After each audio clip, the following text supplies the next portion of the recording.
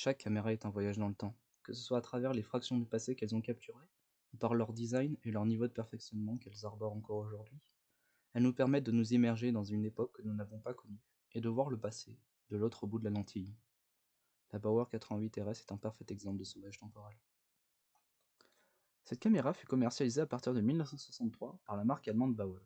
Celle-ci fut fondée en 1907 par Eugen Bauer à Stuttgart et connut son apogée à la fin des années 60 avec ses caméras Super 8. Elle continua ses activités jusqu'au début des années 2000.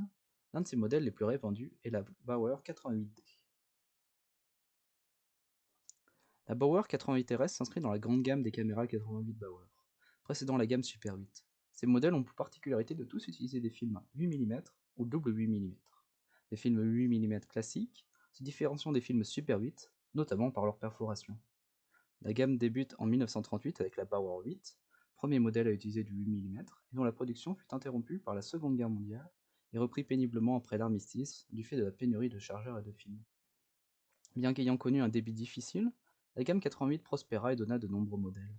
Le 88B, C, D, E, F, G, H, R, RS, et enfin électrique et électrique S. Les 88 Bauer se caractérisaient jusqu'au modèle F par un revêtement azur, pour ensuite arborer des couleurs restant dans des nuances de gris et de noir plus en adéquation avec l'époque. La gamme 88 est selon moi très importante pour l'évolution de la marque, car on observe le perfectionnement des techniques de celle-ci à travers chaque nouveau modèle, ainsi que la création d'un code esthétique précis. Je pense donc que la gamme 88 permet d'observer l'évolution des techniques et de l'esthétique de la marque, qui l'amènera à son apogée avec la gamme Super 8, enrichie des enseignements de sa prédécesseur. Sortie en 1963, la Bauer RS se veut comme une version haut de gamme de la Bauer 88R. Les deux modèles se différenciant surtout par leur objectif, un Schneider Variogon pour la RS et un Bauer Vario Motor Zoom pour la R. La différence de qualité entre ces deux objectifs se constate dans le prix. 1290 Deutschmark pour la RS, soit 660 € et 897 Deutschmark pour la R, soit 458 €. Je ne sais pas en revanche si ce modèle fut vastement commercialisé en France ni à quel prix. Comme précisé plus tôt, cette caméra utilise des films 8 mm et des doubles 8 mm pour des bobines de 7,5 m pour filmer à une vitesse de 16 ou 64 images secondes, le 64 images secondes étant généralement utilisé pour des ralentis, ainsi que du vue par vue pour l'animation.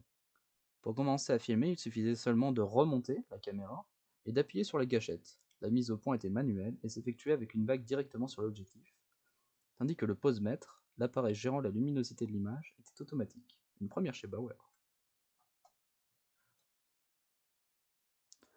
La caméra était vendue avec un grand nombre d'accessoires. Une poignée amovible avec une gâchette, un pare-soleil et une œillère en caoutchouc, ainsi qu'un cache, un filtre optique venant se visser directement sur l'objectif, une dragonne, et enfin cet objet ressemblant à une petite pompe à vélo, une télécommande filière qui venait se visser directement sur la gâchette de l'appareil, et qui l'actionnait lorsque l'on presse le bouton à son extrémité. Ces accessoires ne pouvant fonctionner que lorsque la poignée n'était pas équipée. Le tout était transportable dans une grande sacoche, sobre mais pratique.